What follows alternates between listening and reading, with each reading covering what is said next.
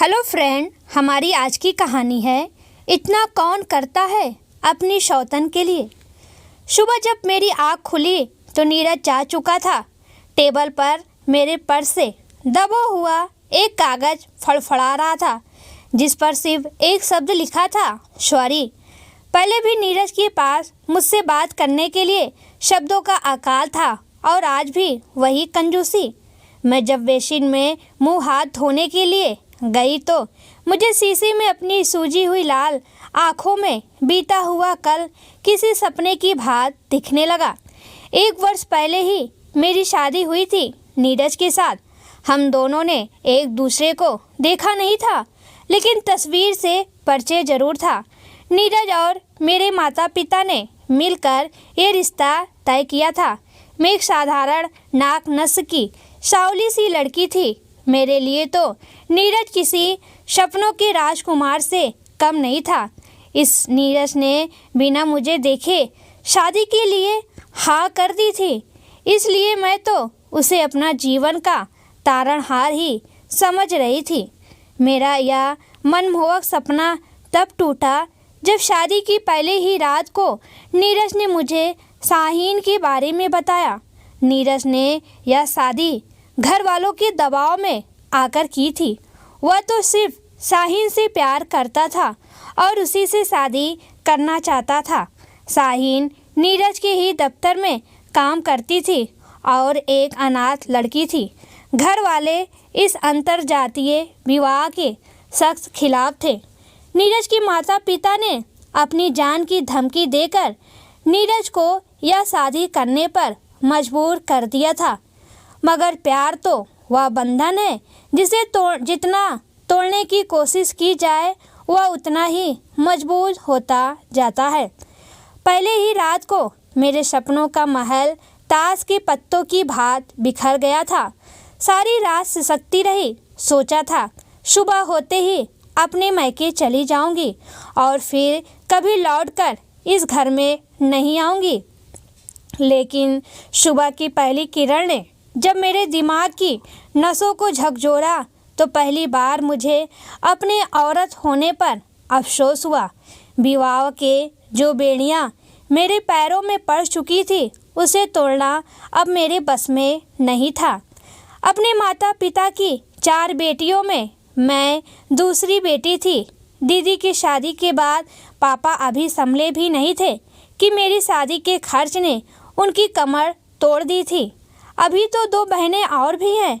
अगर मैं भी मैके जाकर बैठ गई तो मेरे माता पिता का क्या होगा। कर्ज का बोझ तो इंसान जैसे तैसे सह लेता है, परंतु शादीशुदा बेटी का बोझ कोई नहीं सह पाता। फिर मधु और कनक का क्या होगा, कैसे होगी उनकी शादी। नहीं, मैं ऐसा नहीं कर सकती। मुझे अपने जीवन की कड़वी सच्चाई को स्वीकारना ही होगा। यही सब सोचकर मैंने अपनी सारी जज्बातों को दफन कर दिया और सिर्फ कर्तव्य की जिंदा लाश बनकर जीवित रहने का अभिनय करने लगी, जिसमें 2 अजनबी दुनिया की नज़रों में पति पत्नी का किरदार निभाने लगे। अब तक नीरज भाई मेरी मजबूरी भाप चुका था। मेरी आड़ में नीरज शाहीन के और भी करीब आ गया था।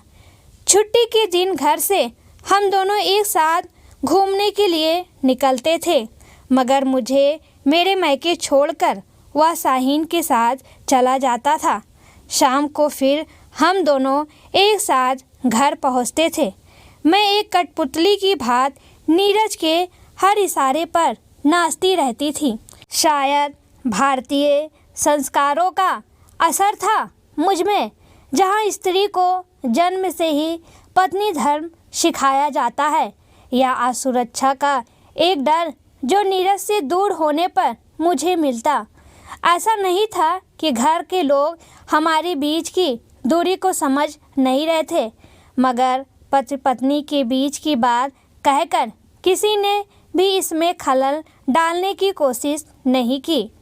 शाहीन के और करीब जाने के लिए नीरज ने अपनी कंपनी के कनाडा वाले ब्रांच में जाने के लिए अप्लाई कर दिया और अगले ही महीने उसका प्रस्ताव भी स्वीकार कर लिया गया।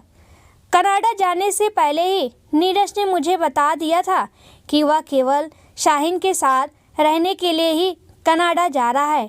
नीरज ने मुझसे कहा था कि अगर तुम चाहो तो मुझसे तलाक लेकर इस अनचाहे बंधन से मुक्त हो सकती हो और तुम चाहो तो कनाडा भी चल सकती हो। मुझे कोई एतराज़ नहीं होगा। वहाँ भी मैं तुम्हारे रहने खाने का पूरा खर्च दूंगा, लेकिन एक पत्नी का स्थान मैं कभी नहीं दे पाऊंगा। मैं कैसे बताती नीरज को कि मुझे मुक्ति या रुपया नहीं चाहिए, मुझे तो सिर्फ उसका प्यार और अपना अधिकार चाहिए। एक जानवर भी प्यार का भूखा होता है। मैं तो फिर भी एक इंसान थी, मगर कहती भी तो किससे। अपनी बात कहकर नीरज तो कब का जा चुका था। कुछ ही हफ्तों में विदेश जाने की सारी कागजी कार्रवाई समाप्त हो गई और कनाडा जाने का दिन भी नज़दीक आ गया। एयरपोर्ट पर जब मम्मी ने मुझे पुत्रवती होने का आशीर्वाद दिया तो मैं फपक पड़ी। काश कि मैं उनको बता पाती कि जहाँ मैं जा रही हूँ वहाँ कोई मेरा अपना नहीं होगा। पति का साथ भी बस यहीं तक है। कनाडा हवाई अड्डे पर जब हम उतरे तो शाहीन वहाँ खड़ी थी। नीरज ने शायद शाहीन को पहले ही भेज दिया था।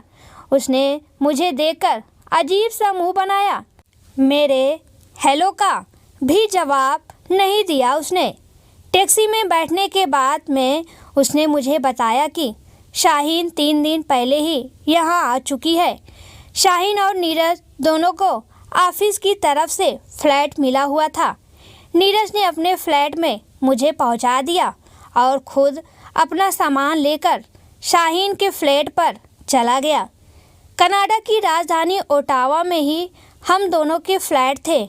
हम दोनों के फ्लैट के बीच अधिक दूरी नहीं थी। टैक्सी से 15-20 मिनट लगते थे, मगर अधिक पढ़ी लिखी ना होने और संकोची स्वभाव के कारण मैं अकेली बाहर नहीं निकल पाती थी।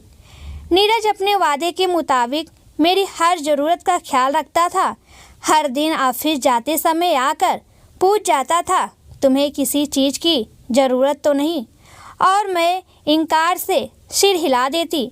कैसे कहती कि जिस चीज़ की ज़रूरत है वह तो तुम कभी नहीं पूरा कर सकते, फिर पूछने का क्या फ़ायदा।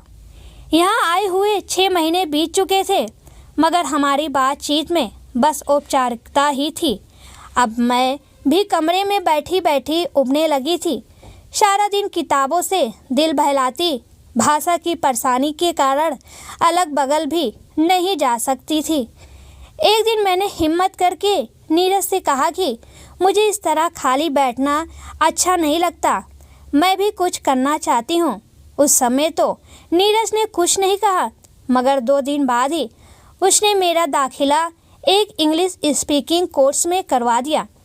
तुम पहले इंग्लिश बोलना सीख लो, फिर तुम्हें अपने आप पड़ोस में घुलने मिलने में परेशानी नहीं होगी। मैंने भी मन लगाकर नई भाषा सीखना शुरू कर दिया। आरंभ में तो थोड़ी परेशानी हुई, मगर यहाँ मैं अच्छा महसूस करती थी। परदेशियों की सबसे बड़ी अच्छाई यह होती है कि वह अपना आप को ज़्यादा खुदेरते नहीं हैं। आप जितना उन्हें दिखाते हैं वह उतना ही देखते हैं, परंतु जज्बात सभी के एक जैसे ही होते हैं। तभी तो वहाँ जाकर मैं अपना हर गम भूल जाया करती थी। मुझे इंग्लिश सिखाने वाली मुख्य शिक्षिका लिबिया एक फ्रांसीसी नन थी।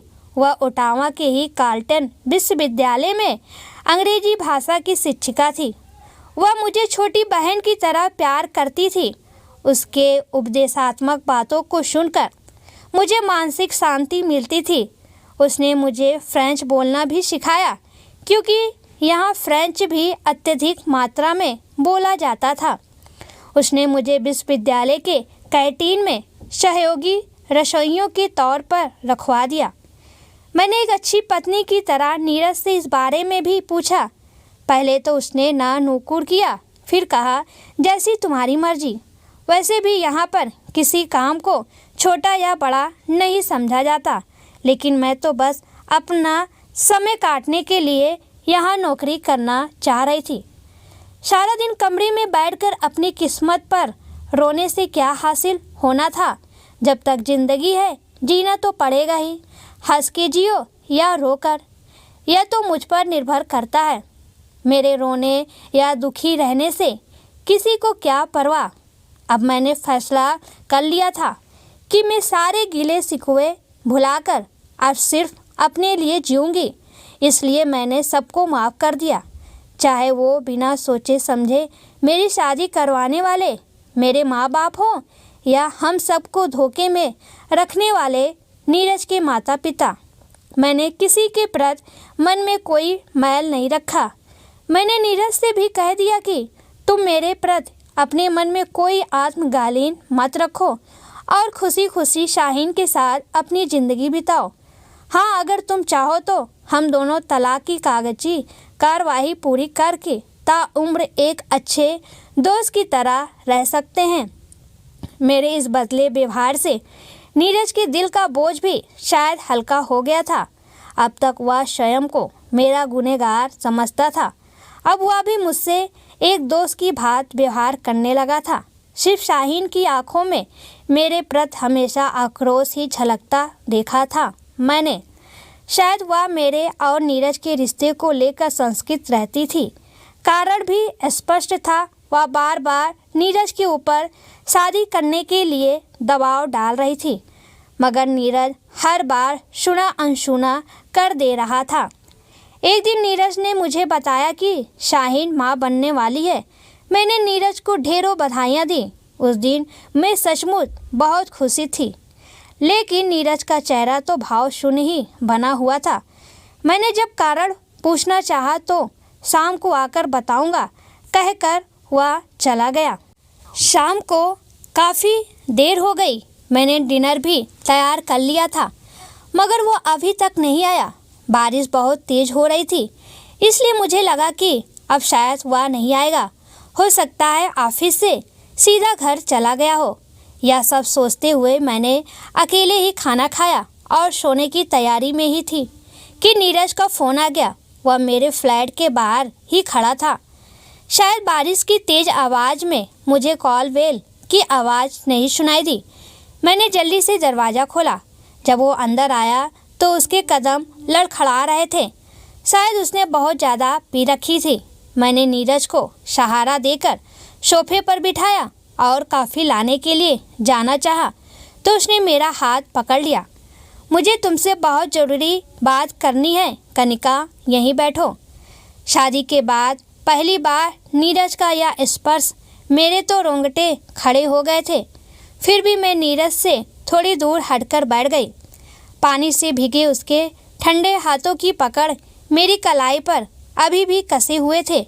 मैं इस प्रथम एहसास को अपने अंदर समाहित कर ही रही थी कि नीरज ने अपना गीला सिर मेरे कंधों पर रख दिया और उसके हाथों ने मेरी कलाई छोड़कर मेरी कमर को घेर लिया। वह कुछ बुदबुदा रहा था।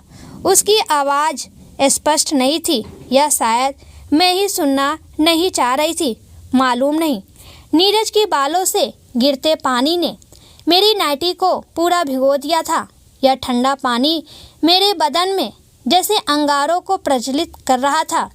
अब नीरज की गर्म सांसें मेरे सीने से होते हुए दिल के तारों में मधुर झंकार पैदा करने लगी थी।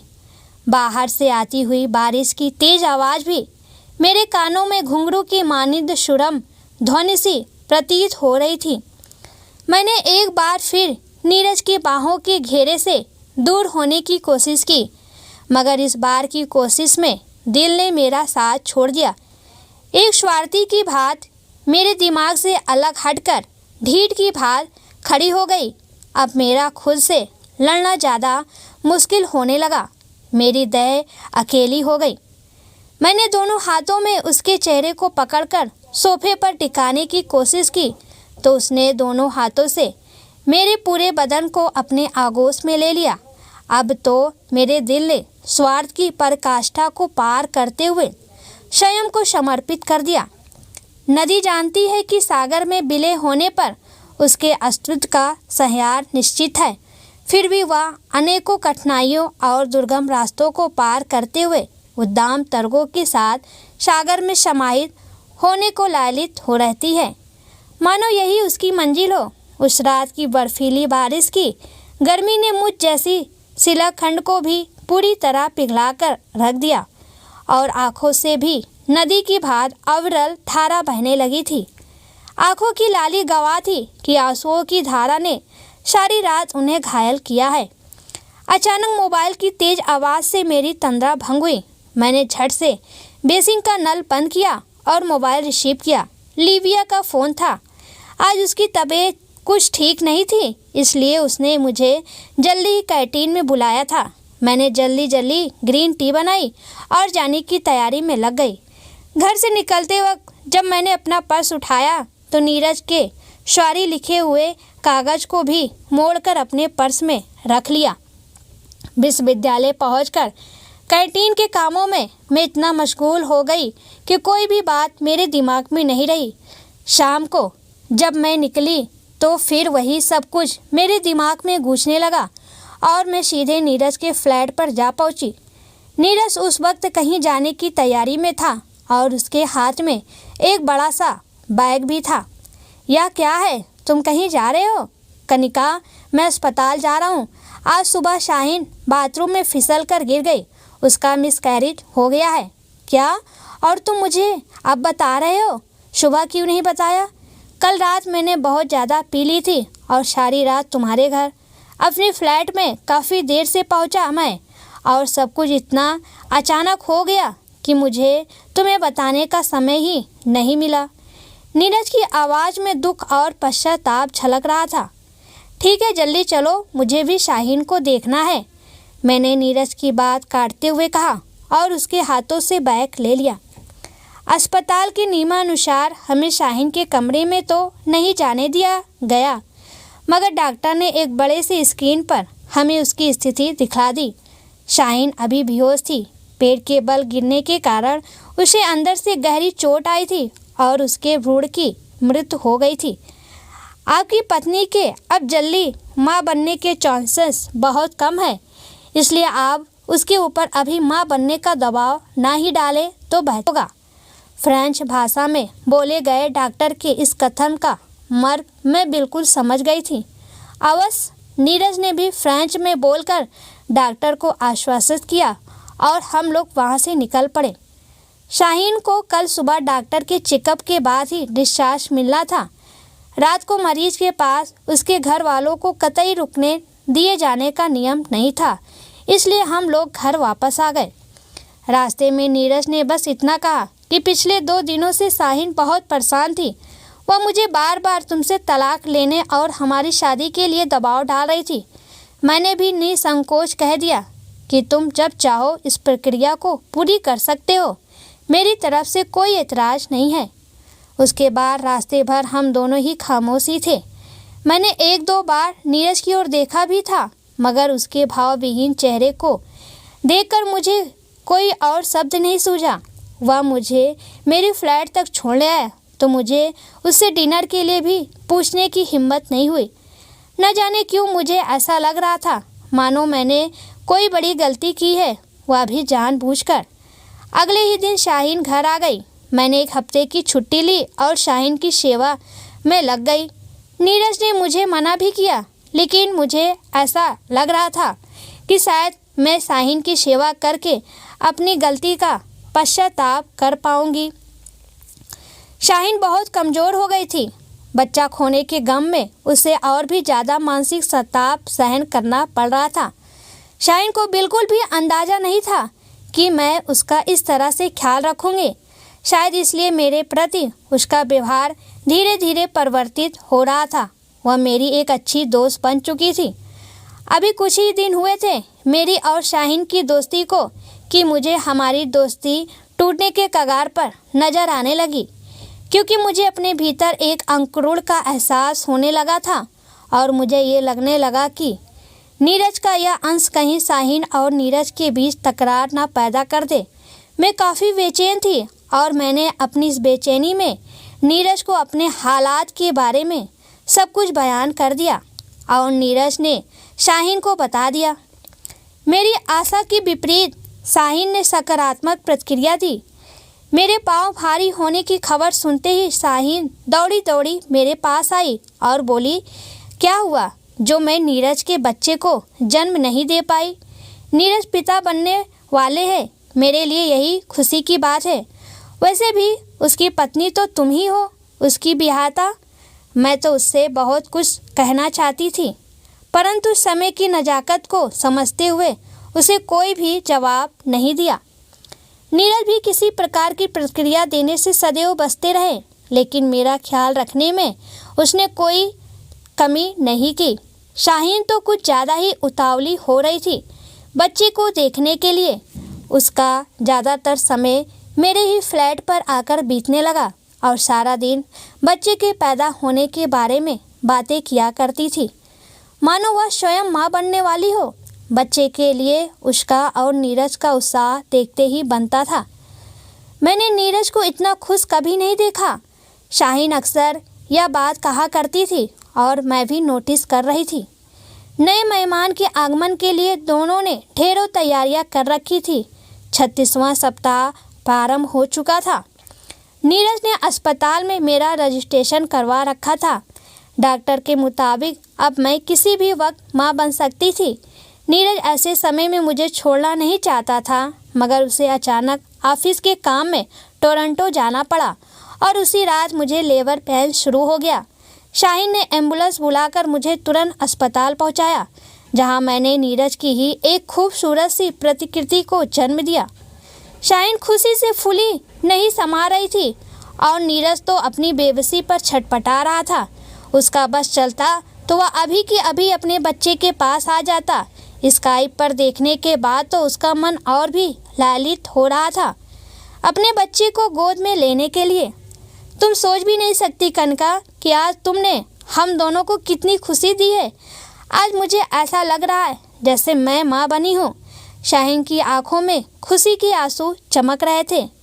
ऐसे ही नीरज भी फपक पड़ा जब उसने पहली बार अपने बेटे को गोद में लेकर सीने से लगाया। बच्चे के प्रति नीरज का यह प्यार देकर मुझे ऐसा लगा मानो आज मुझे वह सब कुछ मिल गया जिसकी मैं अधिकारिणी थी। मगर अगले ही पल मेरे कानों में नीरज की वह फुसफुसाहट गूंजने लगी और मेरे चेहरे की रंगत फीकी पड़ गई। सहसा मेरी आंखों में आंसू छलक आए। तुम्हें क्या हुआ कनिका, रो क्यों रही हो? शाहीन ने मेरे आंसू पोंछते हुए कहा। कुछ नहीं, अब तक मैं खुद को सबसे बड़ा बदनसीब समझती थी, मगर आज मुझे पता चला कि मैं कितनी खुशनसीब हूँ, क्योंकि मेरे पास तुम्हारी जैसी बहन और नीरज जैसा दोस्त। नीरज को दोस्त कहने में न जाने क्यों मेरी जुबान लड़खड़ाने लगी थी। मुझे शर्मिंदा मत करो कनिका, मैंने हमेशा तुम्हें अपना प्रतिद्वंदी, अपनी सौतन समझा और तुम्हारे साथ बुरा बर्ताव किया, लेकिन सही माने में तो मैं तुम्हारी सौतन थी। फिर भी तुमने मुझे अपनी बहन समझा और मेरे लिए इतना कुछ किया, वरना इस परदेश में कौन करता है इतना किसी के लिए। नीरज से तुम्हारी शादी हो जाने के बावजूद मैंने हमेशा नीरज को तुमसे दूर ही रखना चाहा। मुझे माफ़ कर दो कनिका। शाहीन ने मेरे दोनों हाथों को पकड़कर अपने माथे से लगा लिया। अच्छा हुआ जो नीरज बच्चों को लेकर अपने कमरे में चले गए थे, वरना शाहीन की ये बातें शायद उन्हें अच्छी नहीं लगती। ऐसा मत कहो शाहीन, तुम्हें मैंने कभी भी सौतन समझा ही नहीं, बल्कि मुझे तो तुम्हें धन्यवाद कहना चाहिए कि मेरे पेट में नीरज का बच्चा होते हुए भी तुमने मुझसे और मेरे बच्चे से इतना प्यार किया, इतना ख्याल रखा।